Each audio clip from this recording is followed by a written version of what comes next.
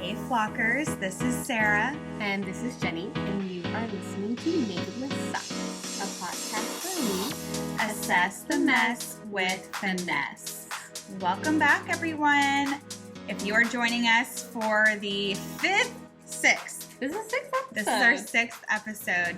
Season 2. We are so excited. We've almost have 20 episodes. And dun dun dun, 1,000 downloads. Woo! That is so cool. Which means we now qualify for sponsors and ads and fun things like that. Which okay. I don't want to do a bunch of those in the beginning and throw everything off, but also that's very exciting. So thank you for supporting We are us. moving on up in the podcast Big world. girls. Yes. Big Cheers. girls. Oh, cheers to that. I'll cheers to anything. You guys know what time it is. Would you rather? Would you rather? Jenny, you're going to go first. Ooh, am I gonna go first this time? Okay. I feel like I always go first. Well, that's because I like hearing yours first, and then I change mine based off yours. Well, mine's gross again, so just FYI. Okay. Would you rather make presents for your family instead of buying them, or make all the ornaments for Christmas on your tree instead of buying them? Oh, God. Both of those suck. Don't those sound awful? Yeah. Okay, so... Okay. Well, there's so many... I have a smaller family. Like, if it was just my immediate family, then Making them would be more... it'd be more, logical. doable. Yes. Rather than putting... if I had to make my own ornaments, it would just be 3 or 4. I'd be like, I'm done. Painting. I mean, I could see the kids. I have a couple cute ornaments that we've made and kept throughout the year. Okay, I'm gonna be disgusting as always. Perfect. Would you rather have Santa sneeze in your face, I'll spit out my drink, or have a reindeer shit in your shoes? That is fucking gross. It's not even. It's fucking. So gross. I feel like. Do I have to put my feet in the shoes, or I have to be like, these shoes are ruined, I'm throwing them away? Here's the thing. I would probably... You answer first, and then I'll go. Bro, Santa... See, here's where I'm torn right now. Okay. Santa has either been all around the world, so he's dirty AF and is carrying some nasty colds and sneezes in my face. My kids are already sick. Or he's got some magical spit and he can put it all over me anytime he wants. Or I'm just going to throw those shoes away. So, because I don't know how Santa's spit is, I'm just going to go with reindeer shit in my shoes. That's what I was going to say because... As long as it's not my Uggs, because then I'd be really sad. Because I think, they only eat, grass and stuff, so their poop is more of, pellets. So it's not That's weird that you know that. That's weird. Okay, now I have to Google it. What does reindeer shit look like? Can you get it out of an Ugg boot? Perfect. Don't look at my browser history. It's fucking wild. I just figured out secret tabs. That's fun. Oh, God. Okay, so we would both say... Shit in my shoe. Shit in my shoe. You're just going to go ahead and dive into this topic. So, what is diet culture? Thank you, Jenny, for the refill. Girl, I got you. I'm eating gummy bears as we discuss diet culture, so... Yes. If you never watch us, you're missing out on Jenny eating all the time. Hold on, can I just show you? One of my regulars at the bar who I'm obsessed with. Sweet old man comes in every day. Yesterday, I said, man, I think I'm going to get some bread. Do you want some bread? I'm hungry. He's like, you are always hungry. You're like, yeah. Dead serious, without skipping a beat. And he's like, I've never seen someone eat so much candy as much as you. Hey, who is it? Who is it? Caden or Copeland that loves the candy? Caden Yeah. gets it from me. Yeah, candy beans. I bought like 30 bags of I've pineapple gummy bears I've never today. seen a kid more motivated. Candy focus. Yes, like I've never seen it before. Today, I went to do laundry and I found the candy that is above the laundry in the cabinet on top. He climbed. He like spider monkeyed his way up all the way to like 7-foot ceiling and got candy down today. Jesus. Okay. So as we sip our bubbles and eat our gummies, Sarah, tell me about diet culture. Educate my ass. Yes. Okay. Diet culture. It is the social expectation that tells us how we should eat, and that if our bodies look a certain way, we are more accepted. It is a belief primarily that emphasizes that thinness equals health. So that'll include myths about a hierarchy of body shapes and sizes. Diet culture rests, so this is a whole quote, and again, we always, every article we quote, we link. So diet culture rests upon superficiality. It emphasizes our vanity. And the thing is, a healthy, balanced lifestyle centers upon the internal well-being, like our well-being as a whole. And when you are focusing on your entire well-being and your health and happiness, it emphasizes that happiness. And the two of the vanity and happiness can rarely like coexist together. So that's where diet culture emphasizes that it's all about that outward look. Doesn't matter how you get there. Doesn't matter what you do. If you look whether it's healthy or not healthy. Whether it's healthy or not, that's the standard that you emphasizes on the good and bad, the accepted, the not accepted. The thinness equals health. Interesting. Which is funny because in the opposite, when you're looking at things not in a diet culture view, you see someone that's super skinny and you're like, they don't seem very healthy.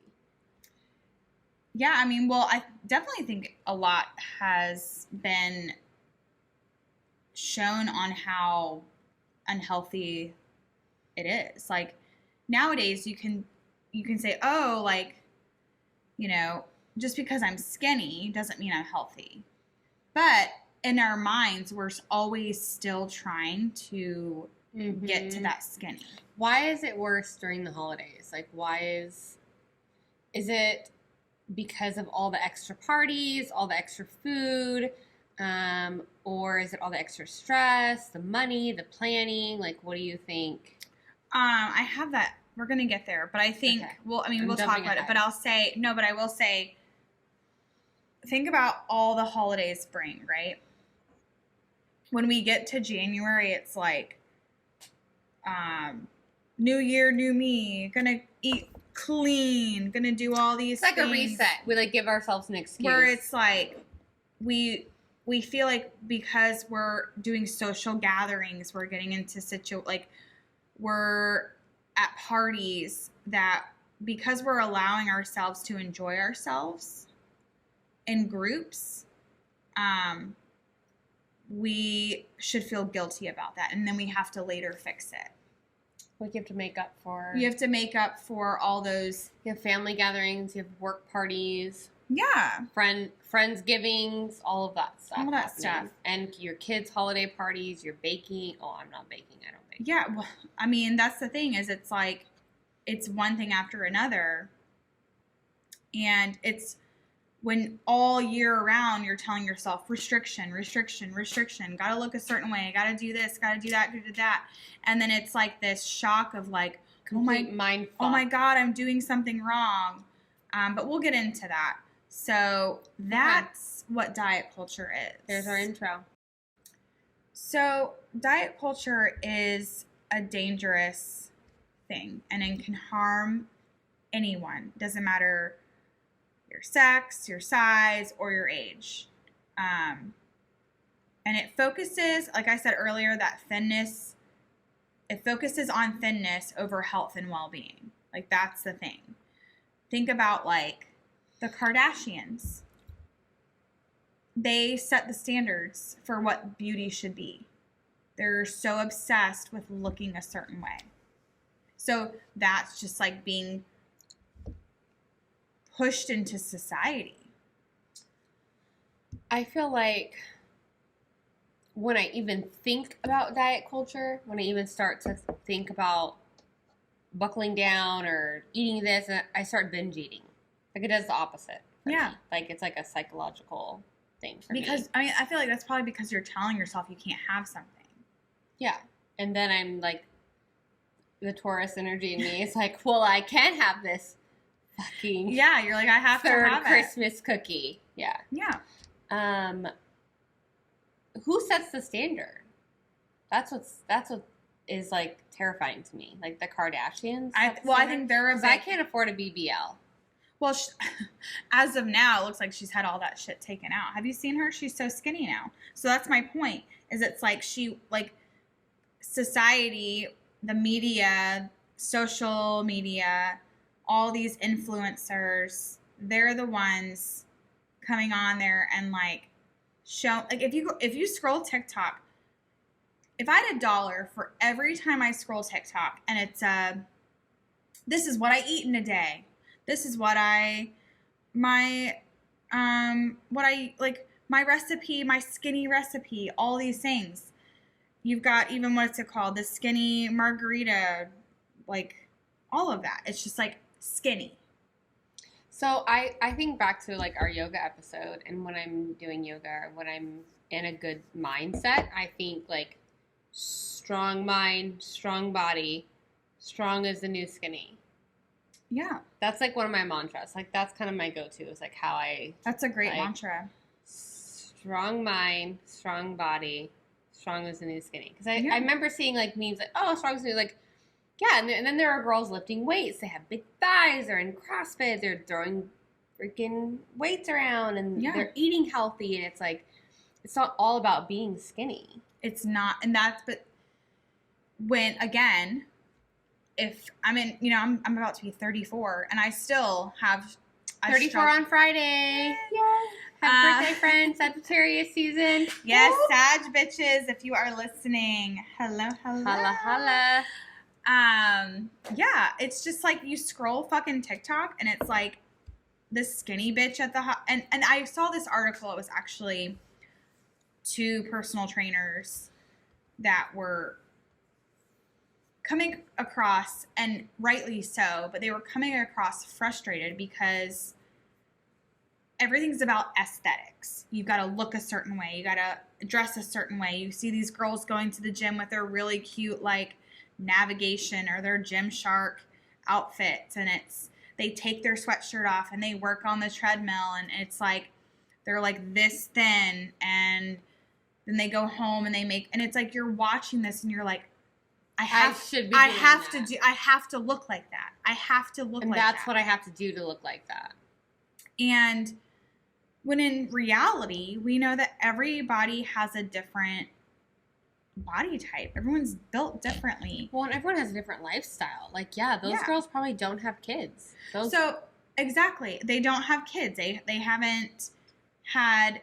Maybe they might not be married. Maybe they haven't gone through really stressful things and the cortisol levels haven't been high. Things like that where it's like, you just have to take it. But it's hard. Like, again. We compare ourselves. So another thing I wanted to bring up is this whole, like, food in general is categorized and it's, like, given, like, morality. And I've always stuck to this. I loved this. And I always say this. I used to say this to my clients when I was personal training. I was like, food isn't moral. Food's not moral. Like, what do you mean? Like food doesn't have feelings? Food is not good or bad. You have to take those terms out. Food is food. Okay. Food is food. So when people are like, oh, I can't eat that. That's bad. Oh, that's a bad food. This is like behavior with my kids. and with other people. But think about how conditioned people are in society. We are conditioned.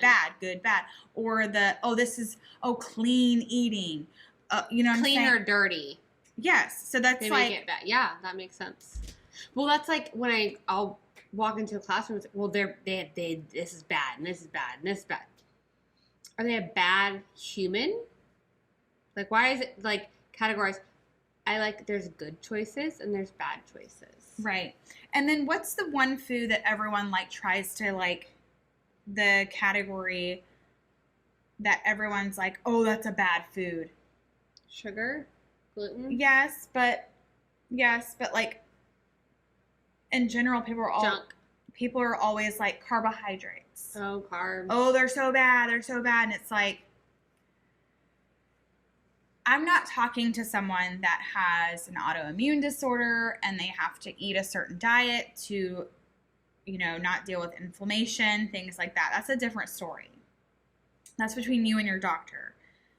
But this is for more of people that are just being, like, I used to just be like, oh yeah, carbs are bad. Oh, you can't eat pasta. Like, pasta? Like, that's just like, oh, what? Okay. Because it's like one of those things where you're like, oh, I can't eat that.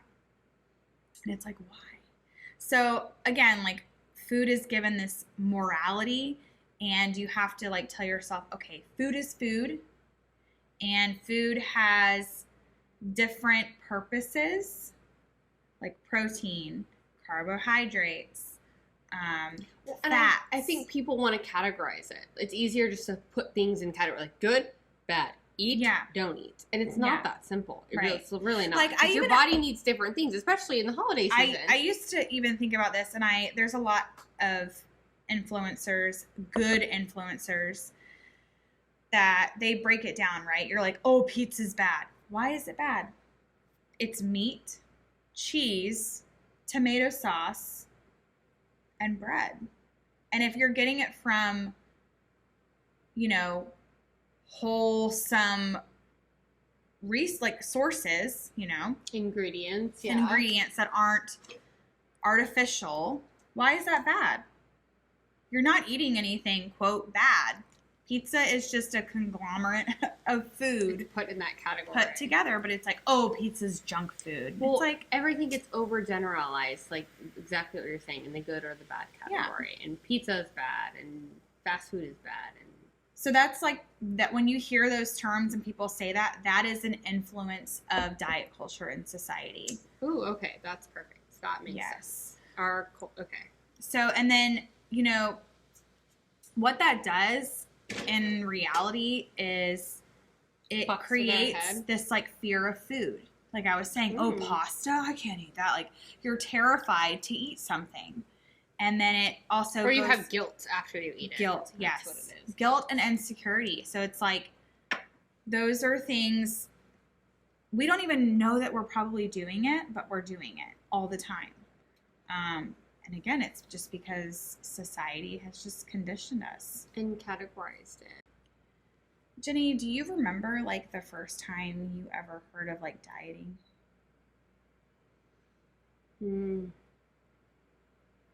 Or, like, being self-conscious about what you were eating? I don't think I realized it until high school. Okay. Like, when I was on the water polo team and I was walking around in a swimsuit, and I was eating Taco Bell every day, and but I was also working out. I mean, on the swim team, burning thousands of calories a day, where I could eat, and then when I think it was my senior year, when I got kicked off the swim team because I was pregnant. I couldn't eat that stuff anymore. Yeah. And then it was like, that's when I realized that it was high school. And it was because of other girls that were influencing that. And I specifically remember going to someone's house, and it was one of my swim mates. And we stopped and got Taco Bell. Like, I could drive. We stopped, got Taco Bell. We were, like, literally had just got out of the pool and eating, and we got home, and her mom screamed at her. Really? And it was like, I was like, what? For eating Taco Bell? She was eating Taco Bell. And it was the weirdest thing to me. I had no idea what was going on. Like, why the fuck is she in trouble? Like, I bought her food. What is she, like, I thought, for me, I was thinking money. Because if it was yelling, then my parents would be like, where did you get $20 to spend on Taco Bell? Like my mind. But her mom was genuinely concerned. Like, what do you think you're doing eating that? Putting that in your body, you're fat. You're fucking fat, and you're eating Taco Bell. And I just remember being like, oh my God. Thinking, like, I eat at Taco Bell every day. Am I fat? Like, why do my parents yell at me? Like, that was, I think, the first time I realized, like, oh shit. Now, that girl, later on, many years, she had some hardcore eating issues. Well, that makes sense. And it took, like, years for me to figure out. I was like, what the flying fuck? But that was kind of the first time I was like, oh my God. This is a thing. Yeah, so that's... Like, a parent was projecting her diet culture onto her daughter, or her diet, I don't know. Well, that's when it starts. Mm-hmm. So I was doing some research when I was doing research on all of this. I was talking about how basically diet culture in the States and North America, basically, it starts in childhood. It's wild. And so think about it. I remember, like, Weight Watchers, the Atkins diet. I remember someone that I knew in 8th grade was doing, like, Atkins diet. What the flying fuck? So it's like that. You think about that. 12-year-olds, moms put their 12-year-olds on Weight Watchers. That was this girlfriend that I had in high school. That was mind-blowing. I mean, so my upbringing was fend for yourself. Like, my parents were busy. They worked all the time, or they were absent. And it was like, here's spaghetti, or here's some frozen food, or here's that. So I never thought about that. Like, I wasn't really educated on it. And I think the exposure to social media and having, like, going to college and then being educated on, like, nutrition and mental health and all these things kind of tied in. Yeah. But I wasn't exposed to, like, diet stuff like that. Like, no, I wasn't really either.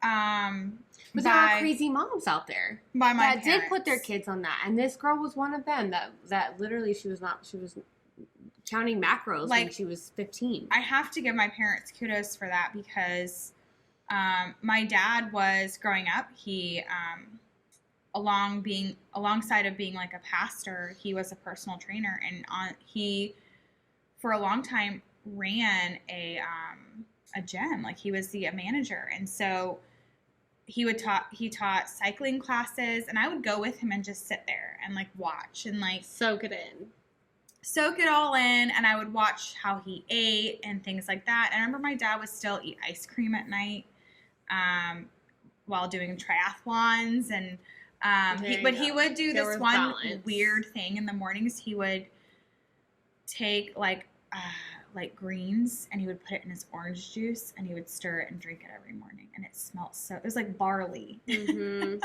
So I remember watching him do that, and I'm like, why is he doing that? Makes sense now when you educate yourself. But I will say I was never like, oh, you shouldn't eat that, or it was more of the people that I was surrounded by in the school. Mm-hmm. And the culture, again, purity culture of, like, good and bad. And so that was right more of wrong. My influence. It didn't come from home, because we were never like that. And honestly, my mom is like your good old Southern mama. So we had our chicken and rice and our roast beef every Sunday and our collard greens. So it was collard greens are a thing.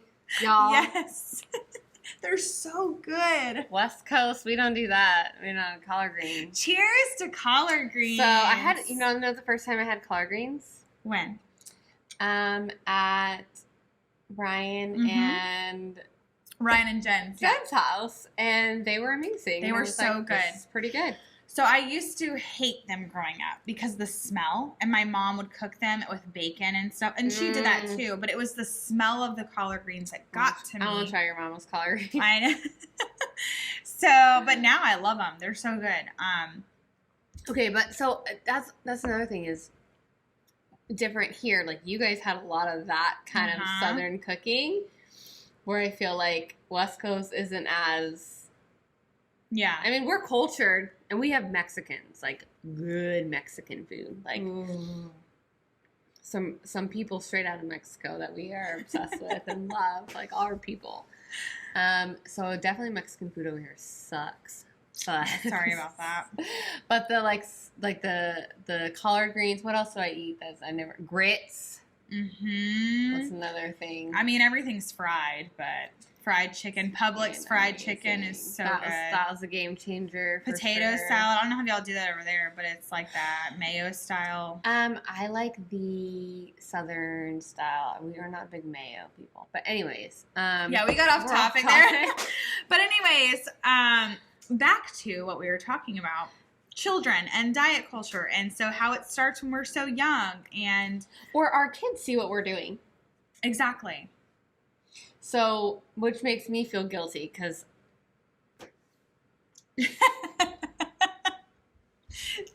just reliving the cycle. Come on, you gotta stop the cycle. I know. I was doing so good. We were doing so good. But think about it, like children. But look, I just labeled it as good. See, yeah, you just know. So and stop doing that. I know, and that was something that so you need to think of, instead of being mindful, you're being mindful. So part of us moving and having a dining table, literally tonight, this evening, I made them chicken strips, sweet potato, and something else. Oh, apples, literally. I made them sit at the table. They could not sit at the table. My kids 3 boys could not sit at the fucking table. I didn't have a dinner table growing up, but I'm like, maybe. We did. And I told Todd, literally, after January, we're all going to sit down at the fucking table. That's a great New Year's resolution. Dinner. Because they can't even sit. I mean, but I'm walking around doing dishes. I'm organizing my medicine cabinet. I'm doing this. I'm not sitting there eating. I'm not modeling that behavior. Exactly. So they're never... I'm having wine for dinner. And Todd's like, what's for dinner? I'm like, cheers, motherfucker. Make some chicken strips if you're hungry. Like, so again, the diet, like, it's also not just a diet culture. It's like a behavior culture. Like, we have to change our entire behavior. What we're modeling for our kids is not... Yeah. It's a habit that we have to put into play, that we have to sit down and we eat as a family. Yeah. That's a great way, but like experience.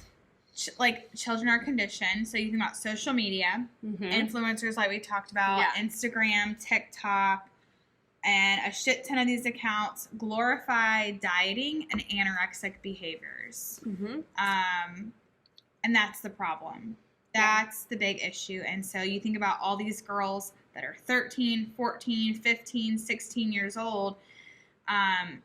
It was saying that a lot of these kids that are that age with high levels of body dissatisfaction will develop eating disorders. Well, they get into the habit of good, bad, that mindset, and they develop these unhealthy behavior patterns. Yeah. And you carry that into adulthood. You do. Just like, I mean that's someone who has dealt with an eating disorder. It started when I was 15, and I'm not going to go into what I did because it doesn't matter, but it was all because I wanted to look thin and frail. I wanted to look like that. You wanted to look like Mary Kate and Ashley. I was literally just going to say, I wanted to look like Mary Kate and Ashley Olsen. Like, I wanted to look like that. And I would do anything at that point to look like that. And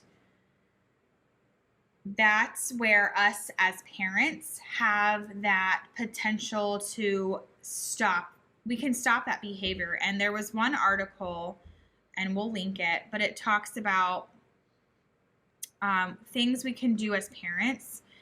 And it's about being a role model. So by improving your relationship with food, your children are watching you, like you were saying.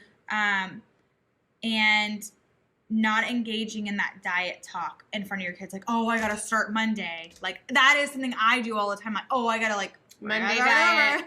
That's what my girlfriend called me forever. She's like, this is Jenny. Literally introduced me to a stranger. She starts a diet every Monday. Yep. Monday I diet. have a Monday diet. I diet 4 times a month on Mondays. I make for 2 days. Good choices. The rest of the month. And then it's back to wine, but it's fine. But also it was saying like not talking negatively about your own body in front of your kids. Like if you're getting dressed or you're talking to other people, saying something I'm pretty negative good about self-talk. that. Yeah, I will say, yeah, you are.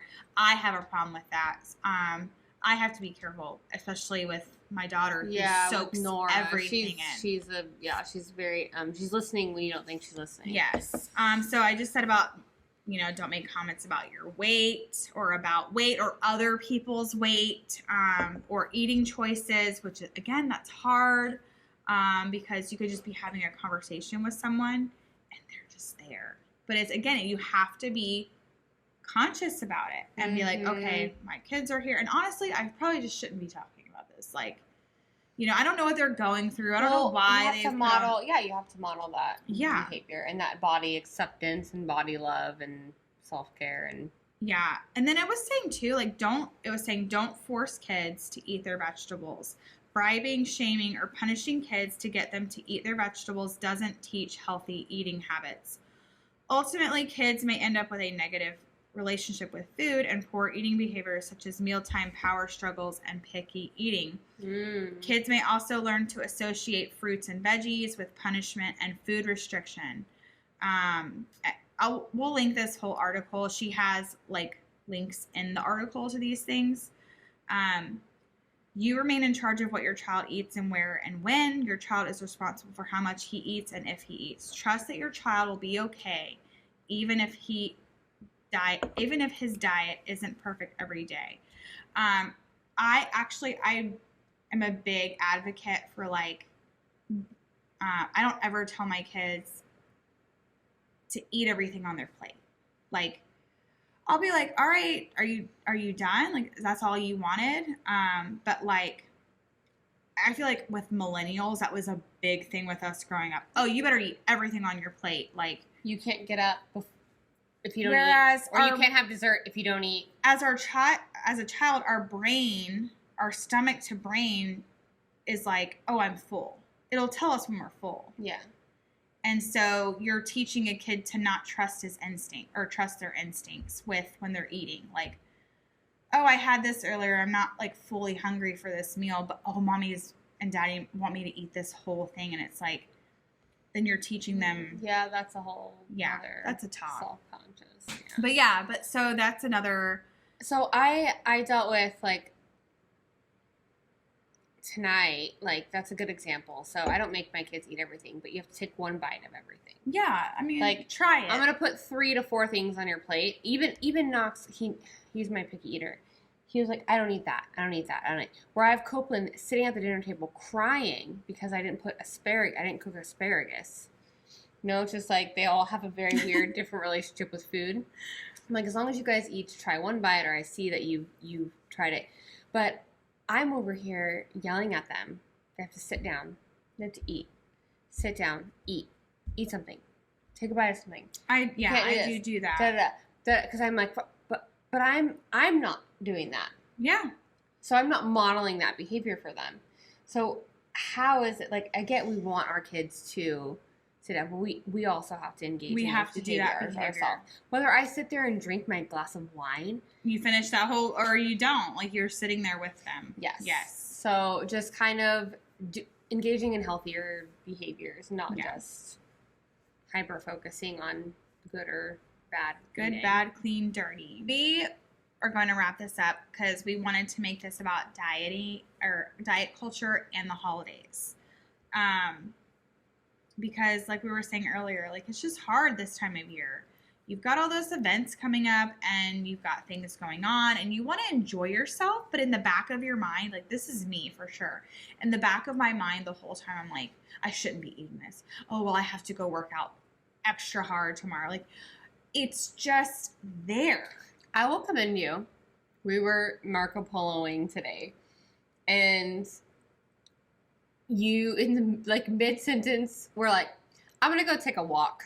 I'm going to go outside. I'm going to get some sunshine. I'm going to get some vitamin D. I'm going to clear my head.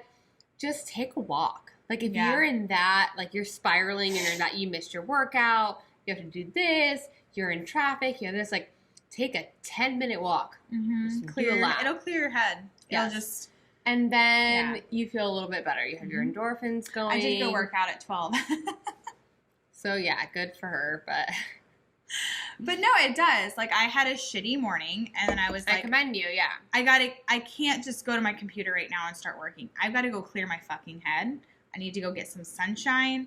I need to, like, walk, listen to some of my favorite songs. So it doesn't have to be a strict regimen diet. It doesn't have to be, I didn't work out today, or I did work out today. Like, you can literally go take a walk.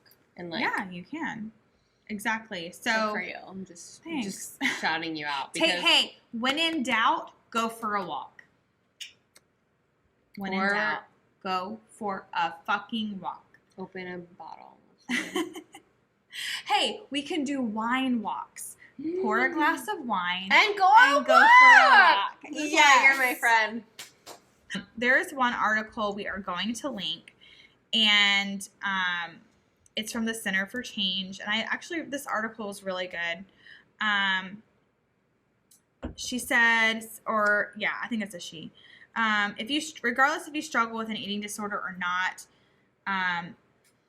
the holidays can be intense and overwhelming, and you can feel less than or not good enough. And the holiday season is meant to be bright and happy and full of the best relationships, a time when families, friends, and coworkers come together to share goodwill and good food.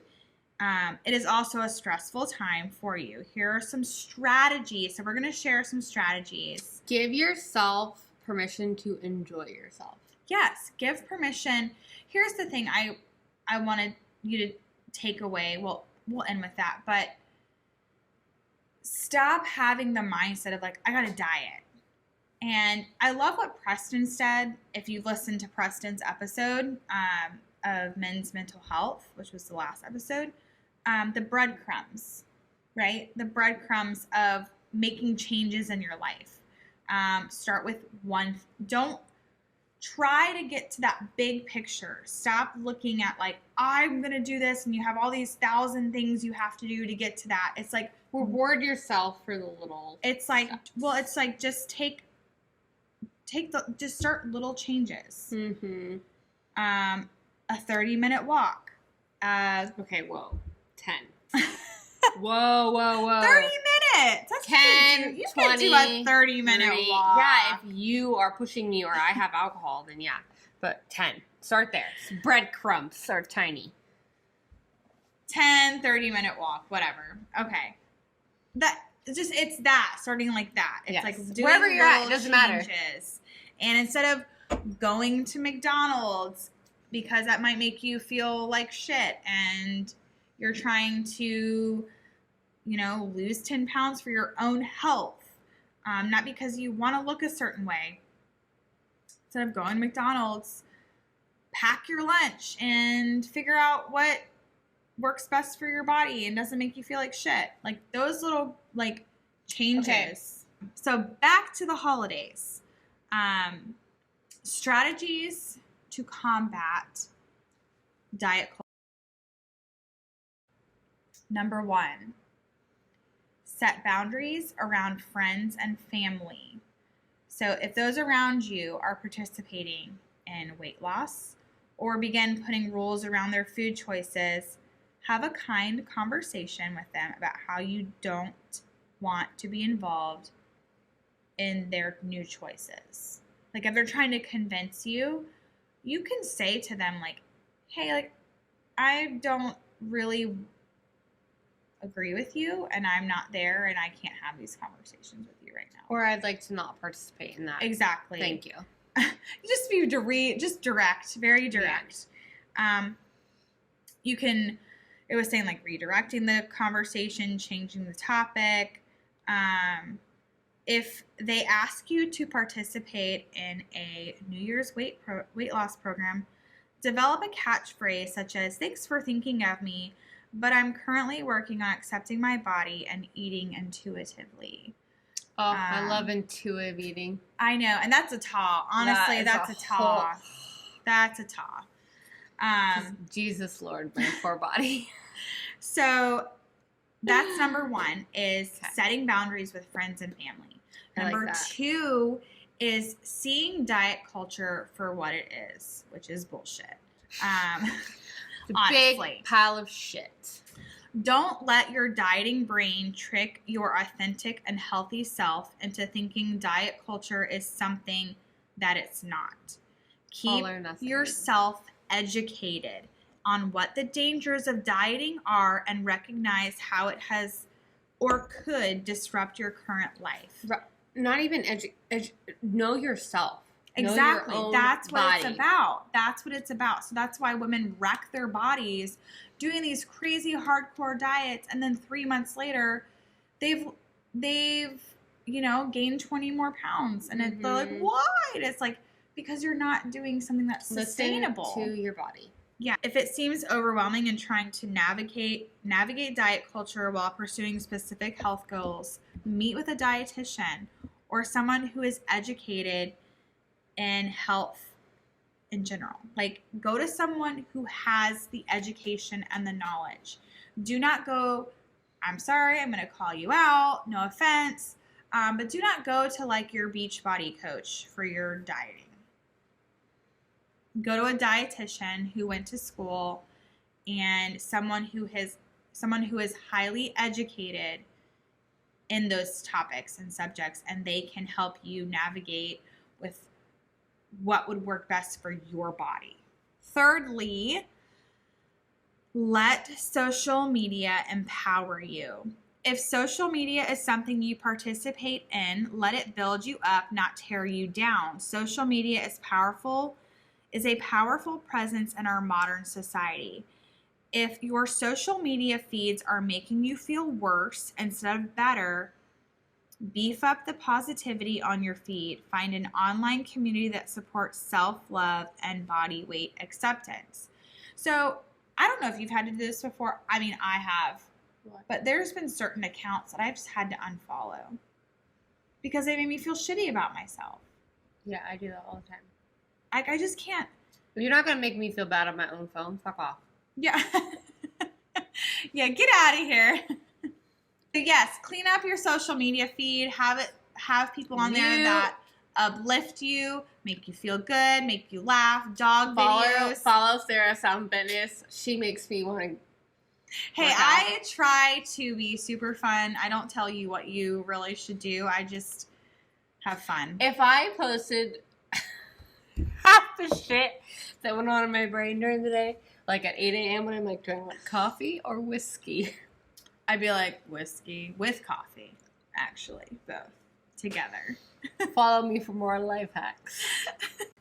Fourthly, as Jenny eats her gummy bears, participate in compassion and self-care. Find new ways to take care of yourself that aren't attached to changing anything externally. Especially during the holidays. Yes. Especially during the holidays. If your coping mechanism is whiskey and your coffee, stick with it till January. Until you need to move on. Not even till January. Just whenever you're like, I need to just change my life. There you go. Stop. Yeah, there we go. See, we're making little changes tonight. Okay, so this allows you to take care of all areas of health. When you take focus off of the external, it allows you to take care of all areas of health, including physical, mental, spiritual, and emotional. Self-care looks different for everyone. Make a list of activities that interest you, such as reading, walking, going to a yoga class, which we've talked about. That's been good for our mental health. Saying yes or no to plans, making an appointment with a therapist. Make sure you have self-care items that are free and easily accessible at home or work. I gotta tell you something that I do while I'm working at home. Hold on. What do you mean by self-care items that are easily Well, I'm gonna accessible? talk about this one. Wait, depends on people's self-care looks differently, Sarah. No vibrators, not while I'm working on my computer. We're just Oh, put God, it out there. okay. If that's your self-care. Nope, definitely not if my boss is listening. Okay. No vibrators while I'm working. Okay. Have you ever heard of a gua-sha? Sounds like a vibrator. No, I have not. So it's those things that you like contour your face with. It's like glass. It's like jade. I'll have to show you a photo. But I do. That's something you bought off TikTok. Well, Amazon. But it's like, here, I'll show you. It's Did an influencer? No. Watch. It's a real thing? This is a gua-sha. Okay, does it make you feel better? It's these things. Oh, it's like acupuncture for your face. Well, it's like a thing that you move across your face. It's a rock. Oh, it's a. So it like. Okay. I like doing that while I'm working. It just like kind of gives me something to. It's like a fidget, but for like my. Don't make fun of my I'm fidget. contouring my face. Don't make fun of my fidget. Okay, right maybe now, that's not what they're talking about, but I enjoy it.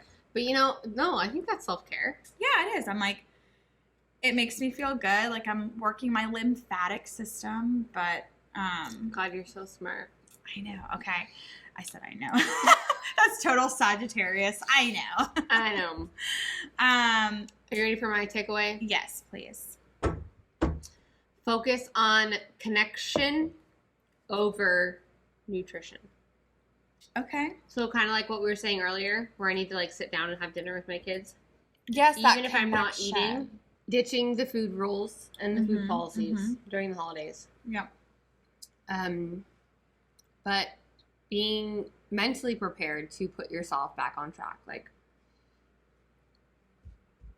hey, I'm recognizing a problem. Yeah. My kids can't sit at a dinner table and eat. That's my fault. I don't model that behavior. And I don't force them to sit and eat things that they don't want to eat. So finding your healthy balance.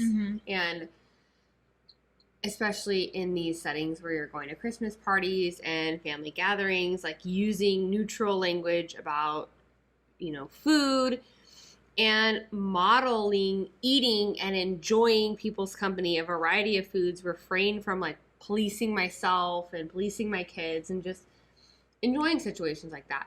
Yeah, if you recognize there's a problem or you see there's something to be fixed, make a plan for it and make like a timeline for it. It's not something that's going to be changed overnight. Like tonight, I saw that there was an issue, and I know that there's an issue with, my eating and drinking, and then it's, okay, I'm not going to solve it tomorrow.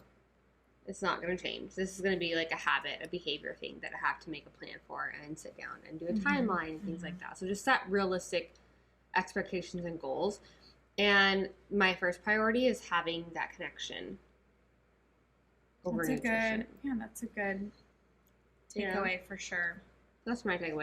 Thank you again for listening today. We hope you felt inspired by our stories and I said story, but stories, in one way or another, all the information that we share. We hope you felt educated and inspired. Yeah, and don't forget to click on our links on our website. They're located on our IG.